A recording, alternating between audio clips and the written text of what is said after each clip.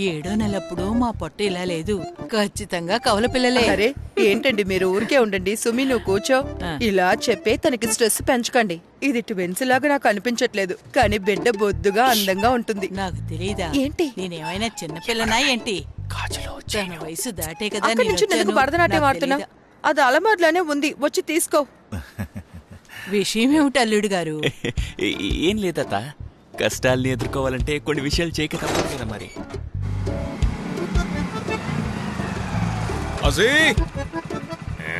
అజీ లేడా అంకుల్?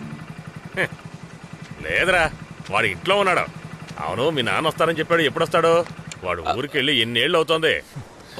ఒక్క నిమిషం. ఈ నెల 21వ తేదీ వస్తున్నాడు. ఏం బీడీ బోర్ కొడుతుందా? రే పోరా, ఈ రోజు అమ్మాయికి సీమంతం. నువ్వు ఎక్కడికి వెళ్ళిపోయావు? నేను ఎక్కడికి వెళ్తాను, ఇక్కడే తిరుగుతున్నాను. ఇప్పుడు ఎక్కడికి వెళ్తున్నావురా నువ్వు? బా సైలెంట్ గా ఉండవే, అక్కర్లేని అడుగుతావు.